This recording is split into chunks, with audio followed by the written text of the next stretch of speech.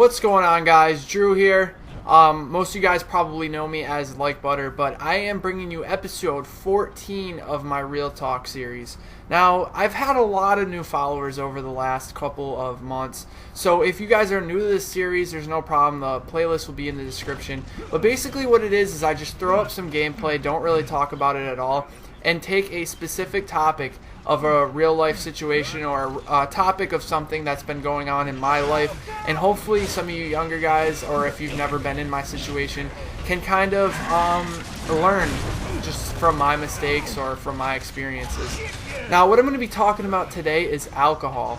Now, this is actually a pretty big part of my life, and I don't mean it like that, but I'll get into it in a second. You guys will understand what I'm trying to say.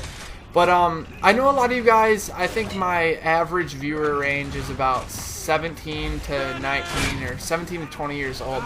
And that's when the main years where you're going to be introduced into, alcohol and partying and stuff like that. Most of you guys probably have been doing that since 15 or 16, but throughout high school, I wasn't a big partier at all. I was actually a three-sport athlete, and if you got caught, whether it be by a parent, the police, whatever it may be, you're getting thrown off the team, and I just cared too much about sports in order to do that. So when I graduated from high school and moved on, I mean, of course I've been to a few parties and stuff, but I wasn't the type of person that would drink that much at all. And eventually I moved on to college, and that's just pretty much what you're vulnerable to. And at first I was a little skeptical about it, because growing up I knew that my uncle, or not my uncle, my grandfather had an alcohol problem, and like scientifically it's supposed to skip a generation, because technically it kind of can run in the family. Alcoholics, if you hear like alcoholism runs in our family, most likely why they say it skips a generation is because usually the kids will learn from their fathers or their mothers having alcohol problems, and they will learn from it, but their kids usually won't, because they see their parents as not being alcoholics at all. My dad and my mom, they'd never drink ever. I think my mom had toasted almond one time that was like hammered off of like 10 sips or something ridiculous. So I was growing up, I have an older brother and an older sister.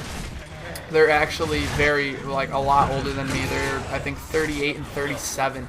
So I was, brought up kind of on my own. I had to learn things on my own, but I did have them around to kind of teach me things that I wouldn't have had, because I really couldn't talk about my parents when I was talk to my parents when I was younger about stuff like alcohol and, girls and stuff. It was just something I really didn't talk to them about. I just thought it was just pretty much sports and just, I just didn't want to, I don't know how to explain it. I was just not very sheltered, but you know how you just don't have your parents on a level where you can talk to them about stuff like that. But anyways, so I got to college, and I went to this college only like 10 minutes up the road, but it wasn't a community college, for 2 years.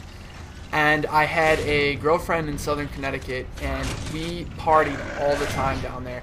And I also partied at my college, so I was definitely, partying a lot. And, I started to drink alcohol and stuff.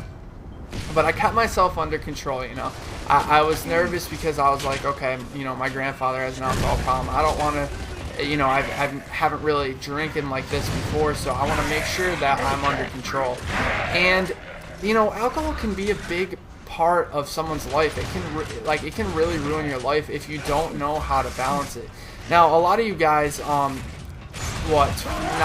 20 years old, you guys are, it's probably still illegal to drink in the United States, so you guys have to be really careful with what you do, because you guys can, get arrested for that stuff and get shit on your record. And it's a very serious thing. I know over in the United Kingdom, I think there might not even be a drinking age. Maybe it's 18. I'm not completely sure. I know in some places there's not even a drinking age, like maybe Greece or something like that. So you guys might have been subject to these things even earlier than I was. But once I hit like 20 and I was used to partying all the time, I was having a lot of fun. I'm not really a shy person at all, but it definitely makes it a lot easier to talk to girls. It makes it a lot easier to have a good time. Like I said, as long as you're hitting your limit. Everybody has like a limit where you can be a happy drunk, but if you go over that limit, because when you're drunk you make bad decisions, if you go over that limit, you're gonna learn the hard way, like I did. When I was 20 years old, I got absolutely annihilated. You have no idea. I drank probably 5 times the alcohol that anybody my size should drink. I think I was like 140 pounds at the time, and I think I had like a ridiculous amounts of beer, ridiculous amounts of liquor. And for those of you who don't know, I don't know how you guys are with alcohol that do drink it, but when you mix liquor with beer, for some reason it makes me really sick. And so I was at my 20th birthday party. We rented out a telly, like a hotel room, and I just went over the top ridiculously, and I ended up waking up in the morning with my head in the toilet. I was literally crunched over the toilet, and my head was like covered in water and puke, and it was just absolutely disgusting. I rinsed my hair off real quick, and I just felt awful. And it was because I hit that certain point where I couldn't I just couldn't keep myself to a limit. I couldn't limit myself, basically. And I just kept drinking and drinking and drinking and drinking until finally I laid down. And for most of you guys that know that, it's a huge idea. The room started spinning, and there I am puking all night. I probably even had alcohol poisoning looking back at it. But, it takes... Sometimes for a lot of you guys, it's going to take things like that for you guys to learn. And over the years, I have thrown up a few times. I've overdone it a few times. Usually, I feel like people go to alcohol when they have problems and they just don't want to think about stuff. And a lot of college students go to alcohol and party and stuff to get their minds off of how much they're stressed out. And it can be difficult, but you don't want alcohol to be the only reason that you can be happy. You don't want to be like that. I just do it, and I'm not gonna lie to you guys. I do party a lot. I'm transferring to a university next year, and even this year, like, me and my friends go to a college party, either at UMass or Westfield, or there's like a whole bunch of colleges we go to in Massachusetts, or we could go to Albany and hit clubs. We drink a lot, and it's, I always got in the back of my mind that, like, how upset my mom was when she was younger, having to watch her dad have such a bad alcohol problem. So, like, in the back of my mind, I'm keeping that, I need to stay under control, and I think I've been doing a really good job of that. And to be honest, having the alcohol problem run in my family, I feel like has made me stronger as an individual, because I know my brother and my sister had huge problems with alcohol when they were younger. They grew up a lot since then, but my brother would come home like every day drunk, and he's turned his life around so much. I'm really proud of him. He's got one of the most successful barbershops in Pittsfield right now, which is a big city near where I live. So I wouldn't say big city, but big for around where I live. So you guys can, if you guys have alcohol problems, I want you to leave me some comments in the comment section. I'm gonna go through it, read some things, maybe reply to some people, and trust me, I understand how it is, and the hardest thing to kind of admit is that you have an alcohol problem, because you just want to think of it as, oh, I just drink alcohol because I'm a badass, this and that. And you can drink responsibly, guys.